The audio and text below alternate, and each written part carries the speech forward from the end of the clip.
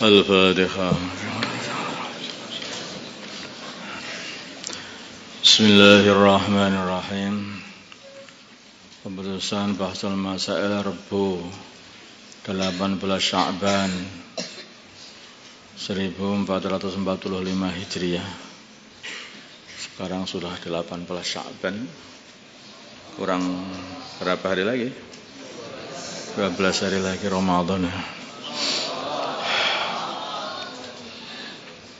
Terus yang kamu persiapkan apa? Allah. Yang kamu siapkan apa? Berapa kali khataman nanti Ramadan?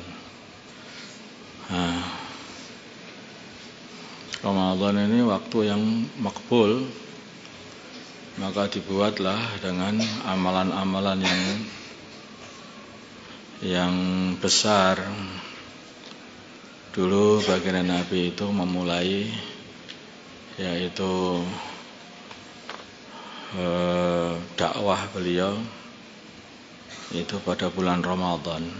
Nanti awalnya turunnya Al-Quran itu Ramadan, di dakwahnya Ramadan. Kemudian perang beliau Badar Ramadan. Makanya sebetulnya Ramadan ini adalah, dan kemerdekaan Indonesia ini Ramadan. Ramadan ini adalah waktu untuk khuruj, untuk dakwah, untuk memperjuangkan agama. Jadi kekalahannya orang-orang kafir melawan orang-orang Islam di Indonesia ini bulan Ramadan. Langsung minggat itu orang-orang kafir dari Indonesia, dilawan oleh orang-orang Islam di Indonesia ini. Nah, kemenangannya orang-orang Islam melawan orang-orang kafir pada zaman Nabi juga Ramadan. Begitu.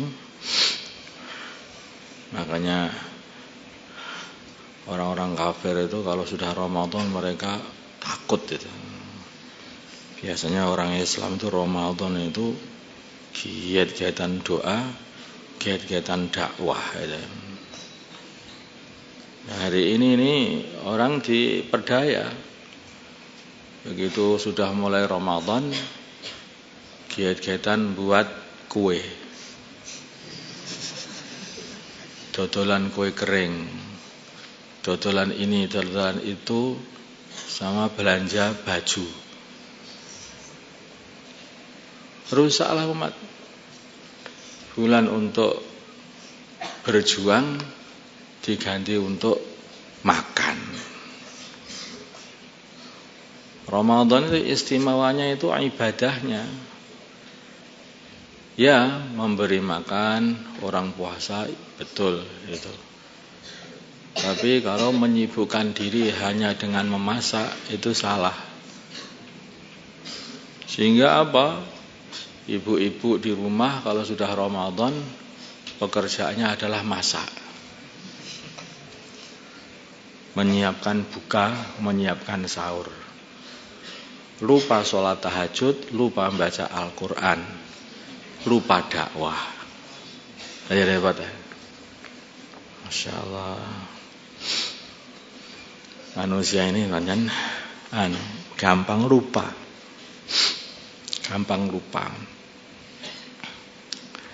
Dan tidak selalu stabil manusia ini, memang berubah-ubah. Hari ini giat, besok tidak giat. Hari ini kamu masih seneng bisa ngaji, duduk, besok udah malas. Itu berubah-ubah. Dan kesehatannya juga berubah-ubah. Kadang rasa sehat begitu. Kadang-kadang rasa sakit semua tubuh. Dan ini keistimewaan para anbiya. Mereka ini amalan dan imannya itu stabil. Dalam kondisi sakit sama waktu sehat sama. Amalannya stabil. Dalam kondisi sangat menghadapi musibah yang berat ataupun dalam kondisi aman sama. Para anbiya diutus oleh Allah ke dunia ini maksudnya untuk ditiru. Makanya Nabi Musa itu dalam kondisi aman ya dakwah, menghadapi Fir'aun dakwah, dikejar Fir'aun dakwah, Fir'aun setelah mati ditelan lautan ya tetap dakwah. Kok terus berhenti? Enggak, tetap dakwah. Sampai kapan? Ya sampai wafat. Baginda Nabi begitu. Di Mekah dakwah, dihalang-halangi dakwah, dimusuhi juga dakwah. Sampai Madinah sudah enak disambut orang-orang Madinah. Berhenti dakwah? Enggak. Tambah gas terus. Tetap dakwah terus, itu namanya, itu kondisi para anbiya itu begitu, stabil. Lah kondisi seperti ini diajarkan kepada para sahabat-sahabatnya. Abu Bakar juga diajari seperti itu, stabil, dakwah. Di Mekah beliau juga menemani Nabi untuk dakwah. Di Madinah beliau menemani Nabi untuk dakwah. Bahkan dalam kondisi yang sangat-sangat berat, yaitu wafatnya baginda Nabi sallallahu alaihi wasallam, maka beliau masih dakwah, mengirimkan jamaahnya Usama. Ada orang-orang yang sama goncang semuanya ketika Nabi enggak ada. Orang itu ketika Nabi ada itu bagus, begitu ditinggal baginda Nabi, kondisi orang-orang Arab itu sama meninggalkan agama. Meninggalkan agama mereka. Yang masih utuh bersih itu tinggal Mekah dan Madinah aja. Yang lain itu udah sama meninggalkan agama. Sampai ada yang mengatakan murtad semuanya kecuali hanya Mekah dan Madinah. Maka dikatakan ada tipe harbur riddah itu. Akhirnya apa? Datangi rombongan-rombongan, kirimkan rombongan oleh Sayyidina Abu Bakar As-Siddiq radhiyallahu anhu. Sehingga mereka balik lagi kepada agama. Jadi begitu. Ada Nabi dakwah, enggak ada bagian Nabi, ya tetap dakwah. Diteruskan Sayyidina Umar, Abu Bakar wafat, ya tetap dakwah, enggak ada larene. Itulah orang itu. Bukan orang itu mulah malih. Pancen kondisi orang itu berubah-ubah, tapi kondisi iman dan amal itu enggak boleh berubah, itu harus dipertahankan. Enggak boleh berubah. Ya capek. Ya jelas capek. Kata siapa enggak capek? Berjuang itu capek, Tuhan. Orang itu loh rabi itu capek juga kok. Apa mbok kira capek? Capeknya mana-mana capek. Kita kerja capek. Ya kan? Kita belajar capek. Kita sekolah SMA, SMP capek. Dakwah yo capek. Sama capeknya. Letih. Tetapi memang manusia ini dicipta oleh Allah itu untuk memperjuangkan agama. Bukan untuk tidur, kawin, makan, tidur, kawin, makan. Mau tidur, kawin, tidur, bangun tidur, makan, habis makan, kawin, itu terus muter. Apa itu? Ayam jago. Itu bukan manusia yang seperti itu. Itu nanti peternakan ayam. Yang seperti itu. Jadi manusia itu orang yang kerjanya itu seperti manusia. Hamba Allah itu pekerjaannya seperti hamba-hamba Allah. Apa itu? Ya khidmat kepada agama Allah. Khidmatnya apa? Memperjuangkan agama. Tujuan penciptaan manusia itu apa? Inni ja'ilun fil ardi khalifah. Aku akan menjadikan di bumi ini seorang khalifah. Ngerti apa arti khalifah? Orang yang menegakkan agama Allah, kayak dia itu seperti khalifatullah. Mengajak orang-orang untuk kembali kepada Allah. Atas perintah Allah, mengajak orang untuk kembali kepada Allah, menghamba kepada Allah. Namanya berjuang itu begitu. Memperjuangkan agama. Dari nol untuk diwujudkan. Setelah wujud untuk dipertahankan. Itulah, paham ya?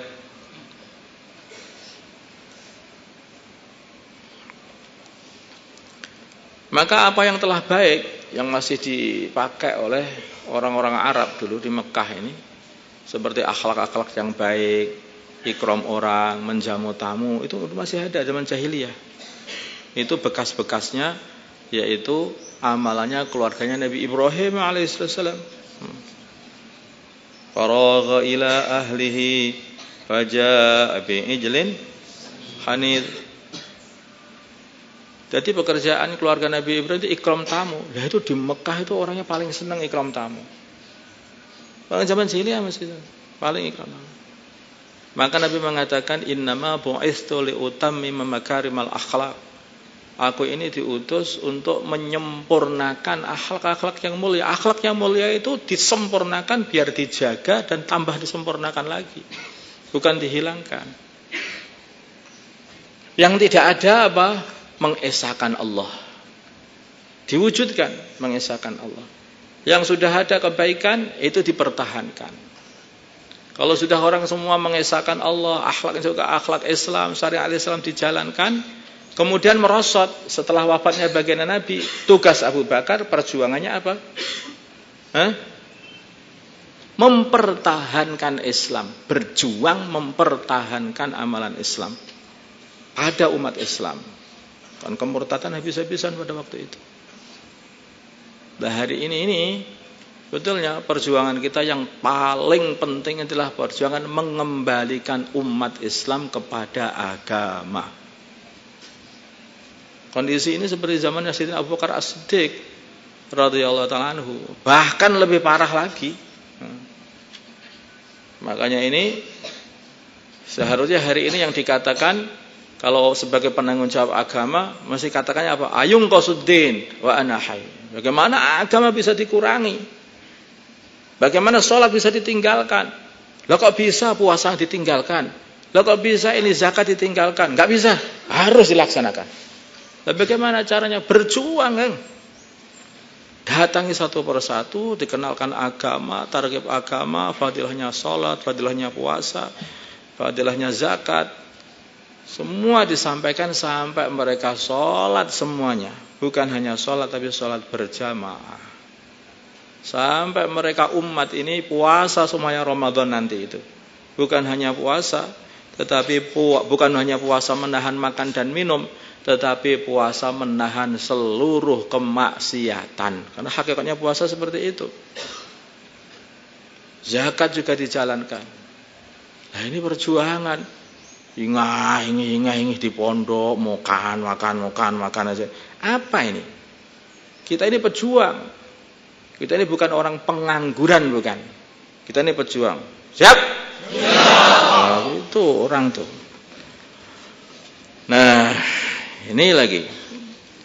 Nomor 1. Apa saja kewajiban orang yang membatalkan puasa Ramadan dengan cara berhubungan badan dengan istrinya? Apa ini? Berapa badan ini? Kewajiban pertama adalah mengodok puasanya. Puasa, karena orang itu berhubungan badan itu batal loh puasanya. Paham ya?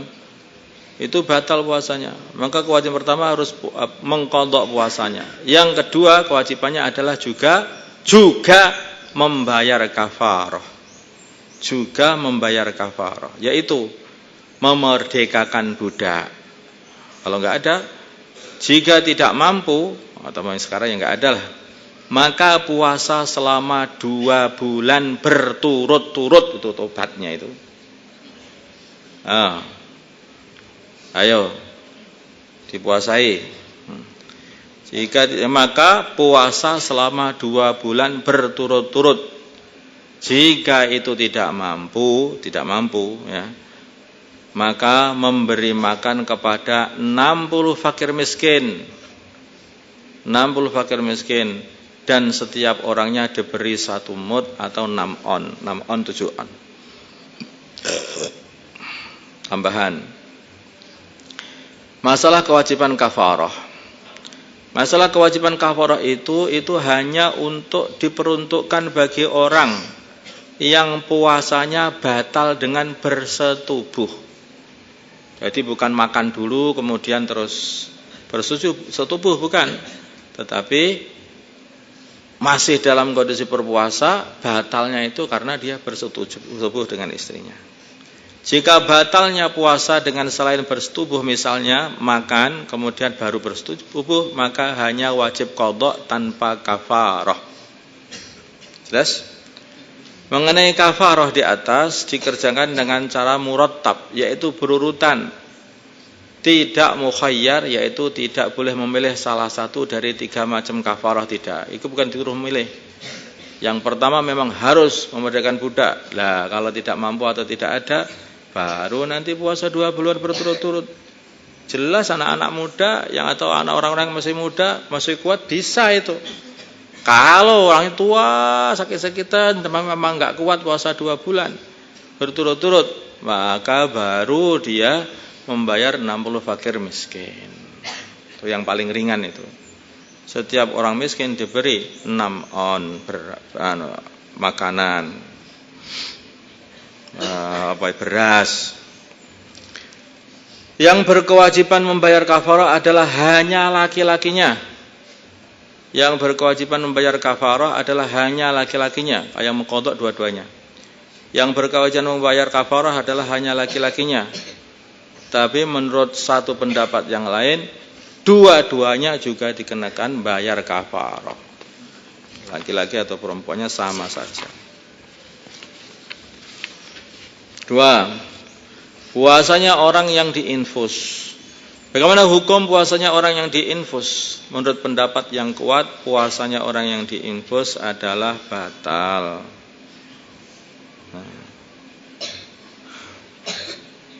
Ada ikhtilaf sebetulnya ini, tapi ya, yang paling kuat yang dari ikhtiyat itu juga yang paling batal. Jadi kalau batal artinya harus diqadha, seperti makan. Karena infus itu mengandung sari makanan, sehingga orang itu gak makan, diinfus, dikasih sari makanan, dia hidup terus. Langsung dimasukkan di pembuluh darah. Puasanya orang pakai kateter. Bagaimana hukum puasa orang yang dimasuki kateter? Yaitu selang tipis dan lentur untuk mengalirkan urin langsung dari kantong kemih ke kantong di luar tubuh karena suatu penyakit.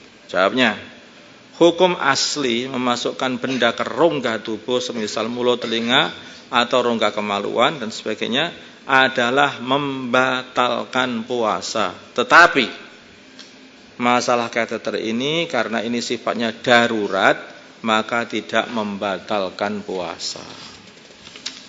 Karena sifatnya darurat kateter ini, maka tidak membatalkan puasa. 4. Dilarang puasa malah nekat puasa. Ada orang sakit yang dilarang dokter untuk berpuasa dikarenakan akan membahayakan dirinya, tetapi ia nekat berpuasa dan kemudian ia pun meninggal dunia. Pertanyaan, bagaimanakah hukum perbuatan si sakit tersebut? Yaitu menentang larangan dokter itu sampai mati. Jawabnya, ia dianggap meninggal dalam keadaan berbuat maksiat. Jelas ya? Jadi padahal puasa Ramadan ini yang dimaksud. Puasa Ramadan. Karena kalau seorang dalam kondisi sakit tertentu, umpamanya terus seorang dokter itu menyuruh dia untuk tidak berpuasa saja, nanti diqadha kalau sudah sembuh itu. Dia nekat, dia berpuasa terus mati dikarenakan dia ngengkel dokter itu. Nah, kalau kondisi bagaimana? Dia ini telah bermaksiat. Allahumma shalli ala sayyidina Muhammad wa ala ali sayyidina Muhammad. كما صليت على سيدنا إبراهيم وعلى آل سيدنا إبراهيم وبارك على سيدنا محمد وعلى آل سيدنا محمد وباركت على سيدنا إبراهيم وعلى آل سيدنا إبراهيم. اللهم اهدنا واهد أمراءنا وزعماءنا وعلماءنا وعوام المسلمين أجمعين واجعلنا سببا لمن اهتدى. اللهم اجعلنا سببا لمن اهتدى. اللهم اجعلنا سببا لمن اهتدى. اللهم استعملنا واستعمل أهل قريتنا واستعمل ذرياتنا واستعمل تلاميذنا لخدمة دينك ولإحياء سنة نبيك محمد صلى الله عليه وسلم بدون محنة ولا بلية بمجرد فضلك العظيم بشفاعة رسولك الكريم إنك أنت الله البر الرحيم. صلى الله على سيدنا محمد النبي الأمي وعلى آله وصحبه وسلم والحمد لله رب العالمين. الفاتحة.